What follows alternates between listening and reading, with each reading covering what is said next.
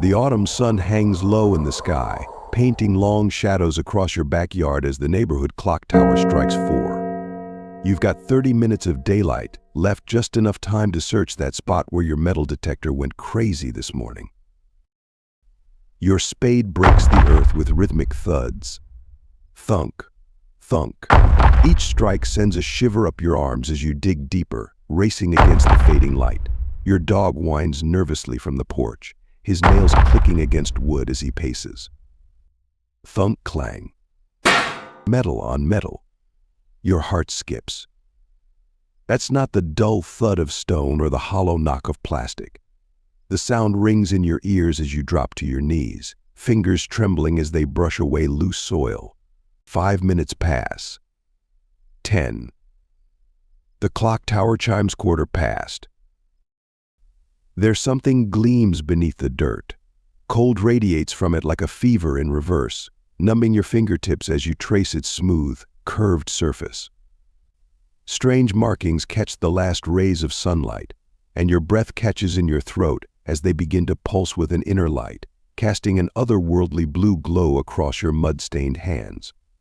The clock tower begins to toll again. But this time, the sound is different, deeper, resonant.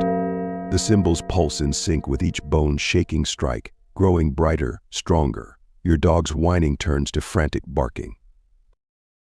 You should cover it back up. You should walk away. But you can't. Because with each passing second, the truth becomes clearer. This isn't some lost piece of human history. This isn't from Earth at all. Now, that might sound like the start of a bad sci-fi novel, but let me tell you, this is exactly what happened in a remote village no one could have pointed to on a map until now. This wasn't your typical, oh look, an old artifact kind of discovery. No, my friends, this was the Scrolls of the Unknown. I know the name sounds like it was ripped straight from an Indiana Jones script, but stay with me. This wasn't papyrus, parchment, or anything remotely human-made. The scrolls were made of a metal so advanced, it makes titanium look like aluminum foil.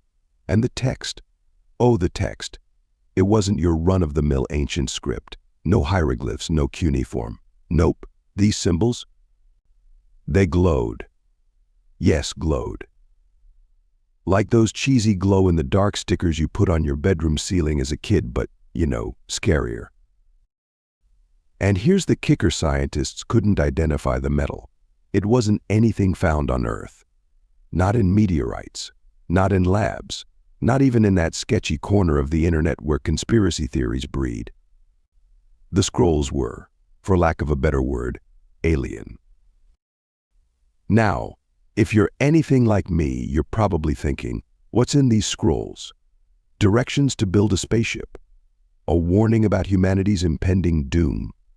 Or maybe, just maybe, the alien equivalent of a Welcome to Earth pamphlet? Well, hold on to your tinfoil hats, because what was inside these scrolls blew everyone's minds. It wasn't just a random collection of alien doodles.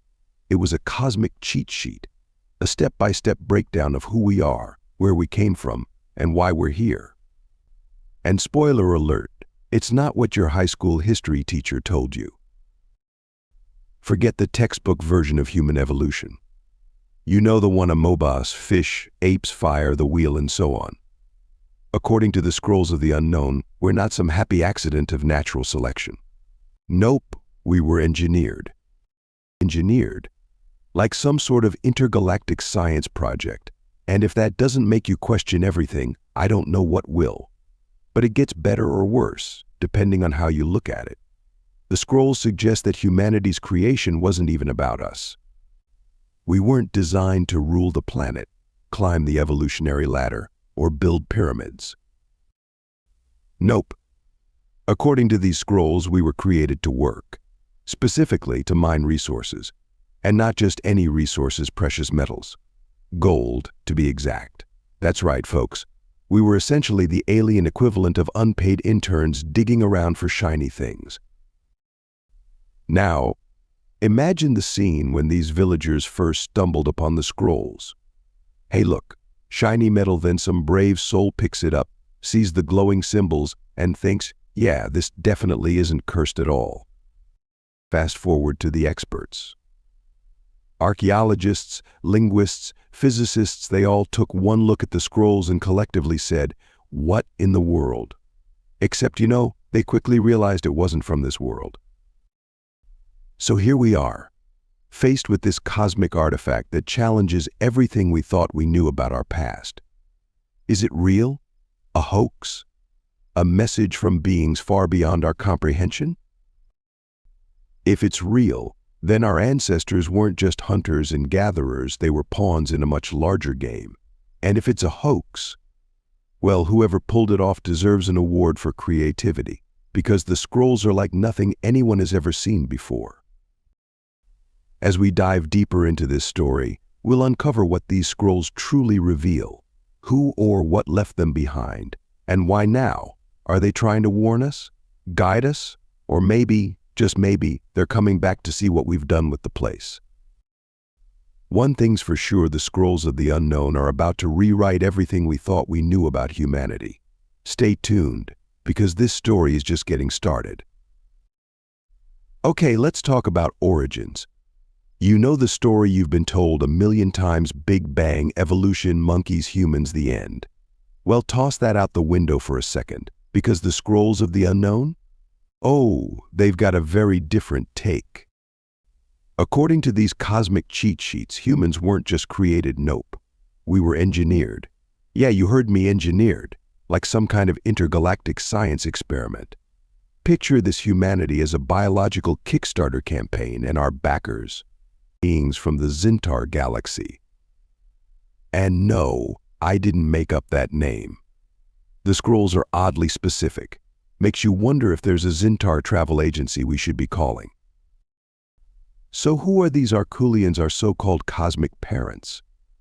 Well, according to the scrolls, they weren't just your run-of-the-mill aliens. No, these beings were advanced, like light years ahead of us advanced.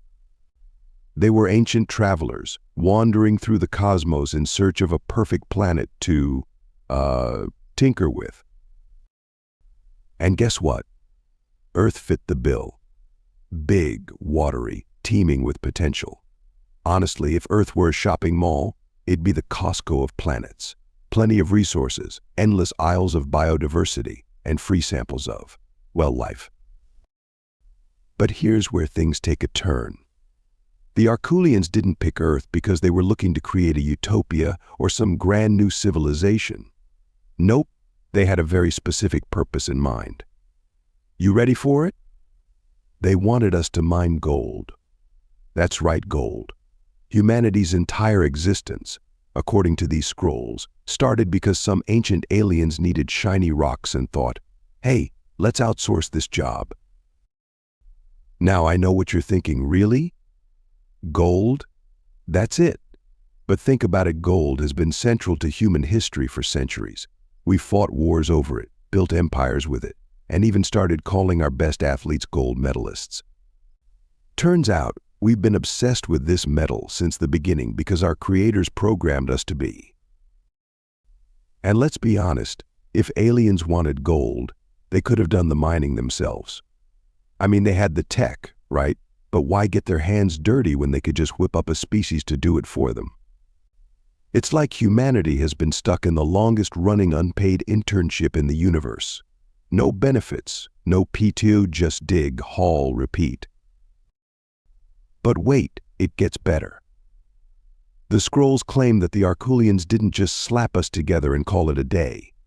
No, they went all in on the design process. They didn't just create humans to survive, they created us to thrive. Think about it: opposable thumbs, complex brains, and an uncanny ability to find Wi-Fi no matter where we are.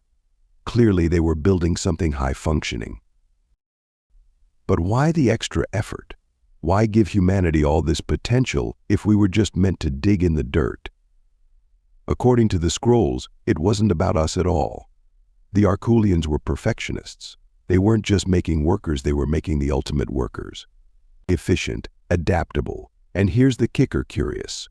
They wanted us to innovate, to problem solve, to figure out how to extract resources faster, better, smarter. Of course, they didn't anticipate one little hiccup: free will. Yeah, it turns out, when you create a species capable of critical thinking, they start asking questions. Like, why are we doing this? Who are we working for?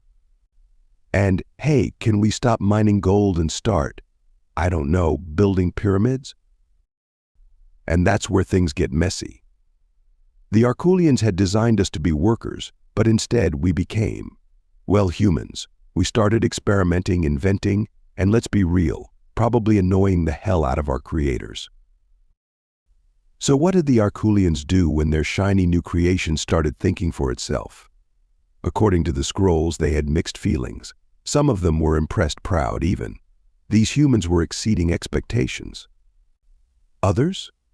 Not so much. They saw us as a failed experiment, a cosmic glitch that needed to be fixed.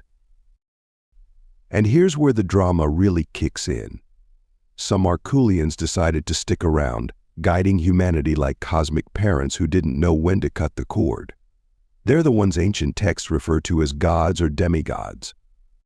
But others, they bailed. They left Earth entirely, washing their hands of the whole thing like, good luck, humans. Try not to blow it. Now, let's take a moment to appreciate the irony here. The Arculians were these hyper-intelligent beings, capable of intergalactic travel and genetic engineering, but they didn't account for one tiny detail: human stubbornness. They wanted obedient workers, and instead, they got us a species that spends its free time making TikToks and arguing about pineapple on pizza. Honestly, if they're watching us from the Xintar galaxy right now, they're probably facepalming so hard. But here's the thing: the scrolls don't just leave us hanging. They hint at something bigger, something we haven't fully grasped yet. The Arculians didn't abandon Earth entirely. They left behind traces of their presence: clues, artifacts, and of course the scrolls themselves. And according to those scrolls, they're not done with us yet. There's a line in one of the texts that says, when the stars align, the creators shall return to reclaim what is theirs. Cryptic, right? What does that mean? Are they coming back for us? For their gold? Or are they just checking in to see how badly we've messed things up? One thing's for sure: if the Arculians do return, we're going to have a lot of explaining to do. Hey, sorry about all the pollution, the wars, and oh yeah, we kind of stopped mining gold. But look, we made smartphones. The scrolls paint a picture of humanity that's equal parts fascinating and unsettling. We're not just a species, we're a creation. And if our cosmic parents really are out there watching, you have to wonder, are they proud of us? Or are they coming back to hit the cosmic reset button? Stay tuned, because this story is only getting weirder. So how did humanity go from cosmic interns digging in the dirt to the overachieving, Wi-Fi dependent species we are today? Well, buckle up, because according to the scrolls of the unknown, it wasn't exactly smooth sailing. Turns out, the Arculians, our so-called cosmic parents, didn't anticipate one tiny detail: their perfect creation had a mind of its own. Somewhere along the way, humans decided that mining gold wasn't exactly their dream career. Go figure. Instead, we started doing what humans do best: questioning everything, breaking rules, and eventually creating TikTok. Now, let's pause for a second to appreciate the irony here. The Arculians spent who knows how long designing us, optimizing our brains, fine-tuning our bodies, and programming us to be efficient little workers. And what do? We invent war, memes, and astrology apps. Honestly, if the Arculians are watching from the Xintar galaxy, they're probably thinking, what have we done? But here's where it gets juicy. The scrolls reveal that not all Arculians were on the same page about humanity. Sure, some of them were horrified by our rebellious streak, but others, they were impressed. Yeah, you heard that right. Some of the Arculians decided to stick around and, dare I say it, root for the underdogs. They started teaching humans things we weren't supposed to know, like how to plant crops, navigate the stars, and unfortunately how to read horoscopes. Thanks for that one, guys. These rogue Arculians became what ancient texts refer to as gods, demigods, or as the scrolls so delicately put it, cosmic influencers. And like any good influencers, they weren't just sharing their knowledge out of the goodness of their hearts. Oh no, they had their own motives. According to the scrolls, this was the moment humanity's story really took off. The Arculians who stayed behind started meddling in our affairs, guiding us, shaping us, and, in some cases, straight up manipulating us. They taught us astronomy, agriculture, metallurgy, all the fun stuff that civilizations are built on. But it didn't stop there. They also introduced us to the arts of war, enchantments, and for reasons I can't begin to explain, makeup. Yeah, apparently one of the Arculians decided it was important to teach humans how to enhance their eyelids. Priorities, right? And let's not forget astrology. You know that thing where you check your horoscope and blame Mercury retrograde for all your problems? Yep, that's on them too. Apparently, the Arculians thought it'd be a good idea to teach humans how to interpret the stars, not for science, mind you, but for predicting things like romance and good hair days. I mean, imagine being an advanced alien species with the power to manipulate genetics and bend time, and you decide, yeah, let's teach them to fear eclipses and believe in lucky numbers. Bold move, Arculians. Bold move. But here's where things take a darker turn. The Arculians who stayed behind weren't exactly subtle about their influence. Over time, they started demanding worship, sacrifices, and in some cases, absolute obedience. And humanity. Well, we didn't know any better. We were still figuring out fire and farming, so when a shiny alien told us to bow down, we were like, okay, sure. Of course, this didn't sit well with the rest of the Arculians, the ones who left Earth, and were presumably watching this chaos unfold from their intergalactic headquarters. To them, the rogue Arculians were crossing a line. Teaching humanity how to farm. Fine. Demanding blood sacrifices? Not so fine. The scrolls describe this period as the age of corruption, and honestly, that feels like an understatement. Humanity, armed with all this forbidden knowledge, started going off the rails. Wars broke out. Empires rose and fell. Giants, yes, giants were born. Oh, did I not mention the giants? Yeah, according to the scrolls, some of these rogue Arculians didn't just teach humans, they got a little too friendly with them. The result? Hybrid offspring that were massive, terrifying, and apparently always hungry.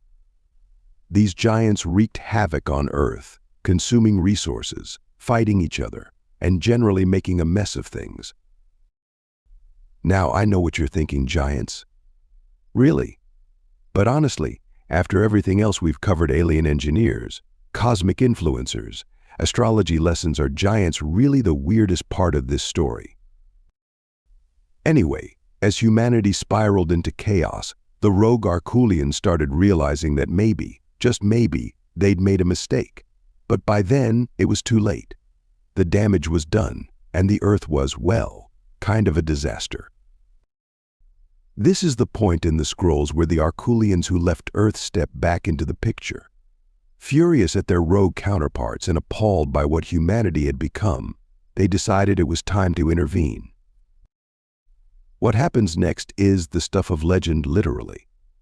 The scrolls describe a massive confrontation between the Arculians who stayed behind and the ones who returned. It was a cosmic family feud of epic proportions, with humanity caught in the middle. But here's the thing, the scrolls don't just frame this as a battle between good and evil. It's more complicated than that. The rogue Arculians genuinely believed they were helping us, while their counterparts saw them as reckless meddlers. It's a classic case of we know what's best for you versus no, we know what's best for you. So where does that leave us? According to the scrolls, humanity's rebellious streak was both our greatest strength and our greatest flaw. It pushed us to innovate, to question, to grow, but it also plunged us into conflict, chaos, and let's not forget, giant-induced disasters. And as for the Arculians? Well, their experiment may not have gone according to plan, but one thing's for sure: they left an indelible mark on our history. Whether they were cosmic heroes or misguided influencers is up for debate. One thing's certain: humanity was never meant to be just a group of miners. We became something much more. Something unpredictable. Something extraordinary.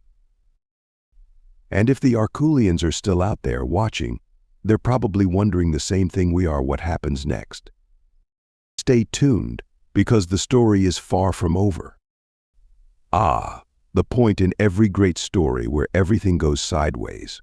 The scrolls of the unknown call it the shattering, and honestly, that name fits. Civil war, celestial betrayal, and Earth caught smack dab in the middle. Sounds dramatic, right? Well, buckle up, because things are about to get wild. Not all the Arculians were thrilled with humanity's little rebellious streak. Some were downright furious, especially when they found out that a few of their own had gone rogue. Yep, a faction of Arculians decided they liked humanity's moxie, and instead of reining us in, they doubled down. They weren't just teaching us to farm and look at the stars anymore. Oh no, they were giving us all kinds of forbidden knowledge. War tactics, metalworking, and because why not, how to make eyeliner pop. Can you imagine the celestial board meeting where this all went down? One side is like, we gave them a simple job, dig gold. The other side's like, but they're so creative. Look, they invented bread, eyeliner. And the first group is just shaking their heads, muttering, this is why we can't have nice things. According to the scrolls, this ideological split turned into an all-out cosmic feud. The loyalists, let's call them the rule followers, wanted to punish the rogue Arculians for their meddling. They argued that humanity wasn't ready for all this knowledge, that we were too reckless, too human. The rogues, on the other hand, thought humanity was full of potential.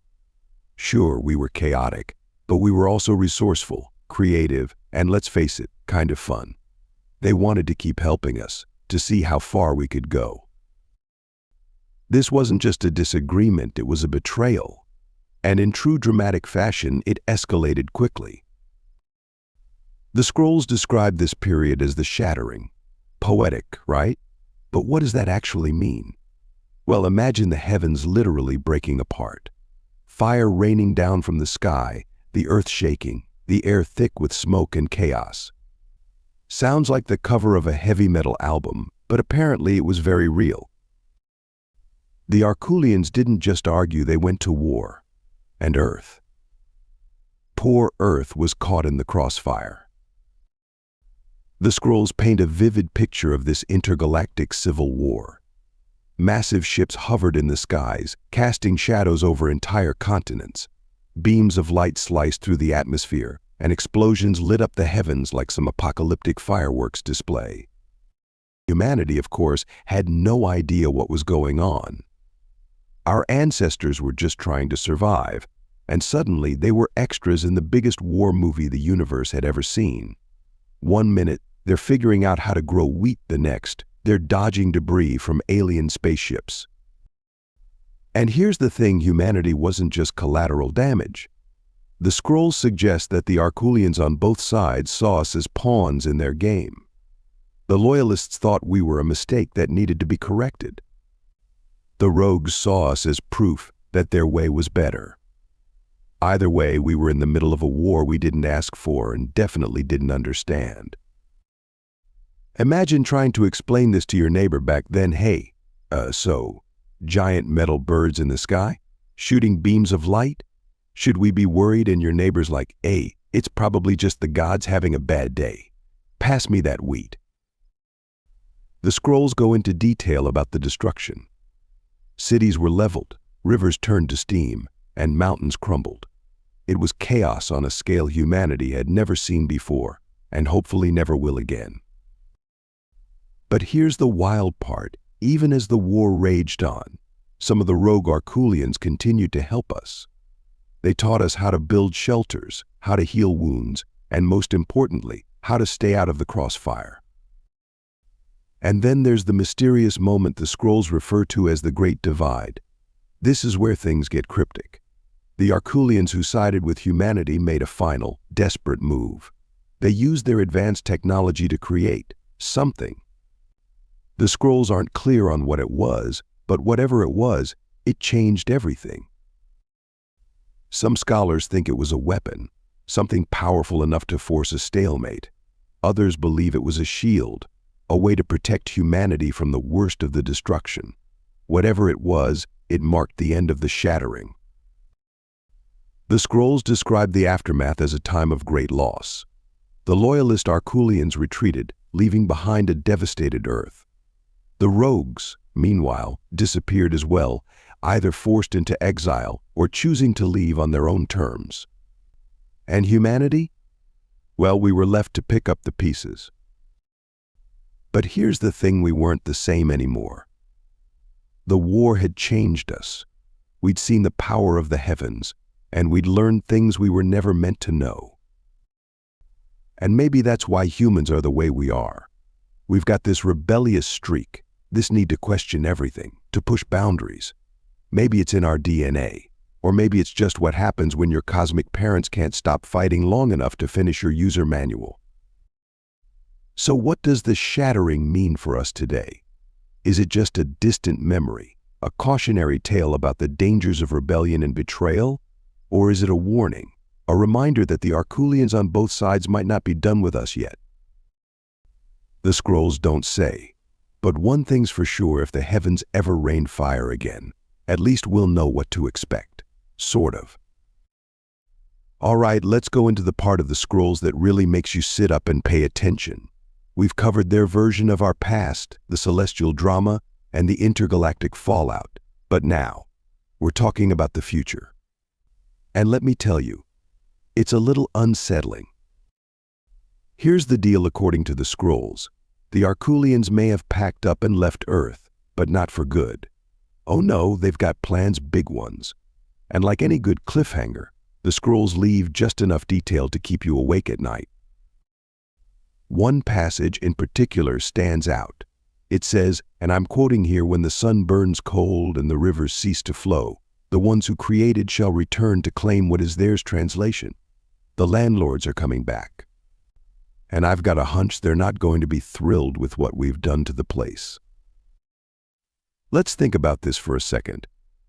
If the Arculians are our cosmic landlords, then humanity is the tenant who threw a house party, spilled red wine on the carpet, and maybe burned the kitchen down. We've got deforestation, pollution, wars, reality TV. It's not exactly the pristine paradise they left behind. And let's not forget the gold. Remember how mining gold was the whole reason they created us in the first place? Well, we've been using it for jewelry, currency, and for some reason covering chocolate coins. Do you think the Arculians are going to be okay with that? I'm guessing no. But the scrolls don't stop there. They hint at something even more ominous. Apparently, when the Arculians do return, it's not just to check on the state of the planet, it's to claim what is theirs. Now, what does that mean exactly? Are they coming for the gold, for the planet itself, or gulp for us? Because if you really think about it, humanity is kind of their intellectual property. And if sci-fi movies have taught us anything, it's that when creators come back to reclaim their creations, it usually doesn't end with a friendly group hug. I mean, imagine the scenario. One day the skies split open, and these glowing, feathered beings descend. They look around, take one whiff of the air, and say, "Is that carbon emissions?" Then they see our smartphones and ask, "Where's all the gold?" And we're just standing there like, we turned it into wedding rings and Olympic medals. Now, if the scrolls are to be believed, this isn't just speculation. They make it clear that the Arculians have been watching us. Whether it's through some advanced technology, probes, or even those weird lights people keep reporting in the sky, the scrolls insist that we're not alone. And here's the kicker: they've apparently been keeping tabs on whether or not we're living up to their expectations. Spoiler alert, we're probably not. One section of the scrolls even describes what will trigger their return. It mentions when the sun burns cold and the rivers cease to flow now. That could mean anything. Climate change? A natural disaster? Or maybe it's just a poetic way of saying, when humanity really screws things up. And if that's the case, we're probably closer to their return than we'd like to admit. Rising temperatures, droughts, melting glaciers, it's like we're ticking off items on the cosmic to-do list for their grand re-entry. So, should we be worried? Probably. Should we clean up our act? Definitely. But hey, at least we know who to blame for mosquitoes and Mondays, right? Seriously though, this whole landlords returning to inspect the property vibe is a little too real. Have you ever had your landlord show up unannounced? Now imagine they're 12 feet tall, glowing and capable of bending space and time. Not exactly the kind of visit you can prep for with a quick vacuum and some Febreze. The scrolls don't give us an exact timeline, no mark your calendars moment, but they do imply that when the Arculians return, it's going to be transformative, and not necessarily in a good way. There's a line that says, "The creation shall be judged, and only the worthy shall endure." Yeah, I don't know about you, but that doesn't exactly sound like a casual meet and greet. It sounds more like an existential audit. But here's where it gets interesting. The scrolls also suggest that humanity has a choice. They hint that our actions, how we treat the planet, how we treat each other, might influence the Arculians' judgment. In other words, we're not completely doomed. Yet, there's still time to turn things around, to prove that we're more than just rebellious miners who got sidetracked by social media and shiny objects. So what can we do to prepare? Start recycling, plant some trees, maybe build a giant welcome back banner out of solar panels. Honestly, at this point, anything helps. The scrolls leave us with a question, a challenge. Really, if the Arculians do return, will we be ready? Will we be able to stand before them, proud of what we've built? Or will we be scrambling to explain why we turned their gold into iPhone cases? One thing's for sure, the Arculians aren't done with us. Whether they're coming back to guide us, punish us, or simply collect what they left behind, their return is inevitable. And when that day comes, humanity will face its greatest test yet. So, the next time you look up at the night sky and wonder if someone or something is watching, just remember they probably are. And they might be a lot closer than we think. Okay, let's take a step back for a second. I know what you're thinking, this all sounds ridiculous. Are you sure this isn't just some ancient alien fanfic someone scrawled on a cave wall? And hey, fair question. The scrolls of the unknown do sound a bit theatrical. Civil wars in the sky, rogue alien parents, gold mining interns. Yeah, it's a lot. But let's be real, if humanity really was created by hyper-intelligent beings, it would explain so much about us. For starters, why do we keep losing socks in the dryer? I'm convinced that's an Arculian prank. They probably thought, let's give them advanced problem-solving skills but also hide one sock from every pair just to mess with them. And pineapple on pizza? That has cosmic punishment written all over it. I mean, come on, who looks at a pizza and thinks, you know what this needs? Fruit. It's either a glitch in the matrix or a divine test of character. And let's not even get started on cat videos. The scrolls don't say anything about why we're so obsessed with watching fluffy creatures knock things off tables. But let's face it, this has Arculian entertainment experiment written all over it. They probably uploaded the concept of cats into our programming and thought, let's see what happens. But cosmic comedy aside, the scrolls do leave us with some pretty big unanswered questions. Like, if we were created by these advanced beings, then why did they leave us? Was humanity too rebellious, too unpredictable? Or plot twist, did they never leave at all? According to some interpretations, the Arculians may still be watching. Maybe they're observing us from some faraway galaxy, taking notes on how their little experiment is playing out. Or maybe, just maybe, they're closer than we think. And here's where things get creepy. The scrolls mention something called the return. It's a cryptic reference, just a few lines that translate roughly to when the stars align, the creators shall reclaim what is theirs. Reclaim? What exactly are they planning to reclaim? Is it the gold we were supposed to mine? If so, I've got bad news for them. We turned most of it into jewelry and Olympic medals. Or maybe they're coming back for us, they're rebellious little interns who've been running the show without supervision for a few millennia. And honestly, if they do show up, they're going to have some serious questions for us. Like, why are you still fighting each other? Where are the resources we asked for? And what's a Kardashian? Can you imagine the Arculians trying to make sense of modern humanity? They'd be like, wait, you invented artificial intelligence before figuring out universal healthcare? Priorities, people. Jokes aside, though, the scrolls hint at something deeper, something we might never fully understand. They talk about hidden knowledge and secrets left behind, suggesting that the Arculians didn't just abandon us. They left clues. Clues to what, though? Our purpose? Their plans? Their plans? The secret to never losing another sock? It's anyone's guess. Some theorists believe these hidden secrets could be buried in ancient sites like the pyramids or Stonehenge. Others think they're encoded in the stars, waiting for us to figure out the cosmic roadmap. And then there's the idea that the clues are inside us, woven into our DNA like some kind of biological treasure map. It's fascinating, isn't it?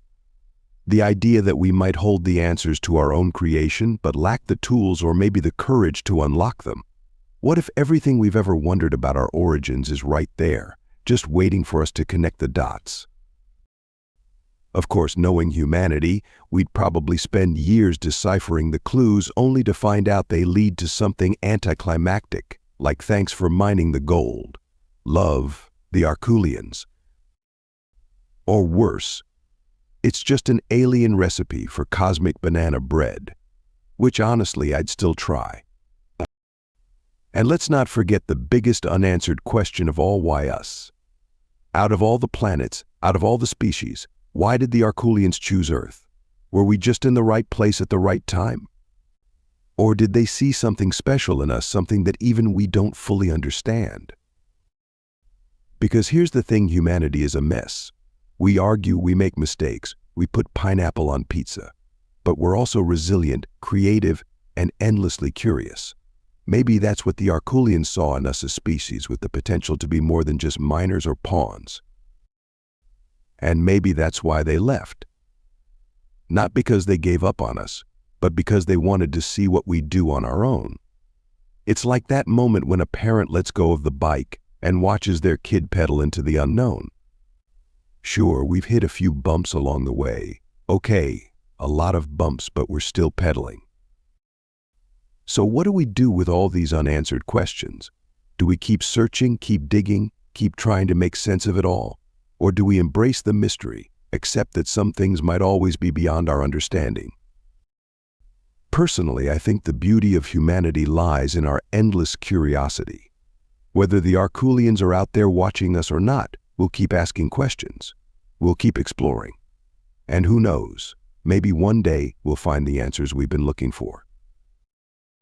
Until then, I'll be keeping an eye on the sky and maybe double-checking my dryer for missing socks.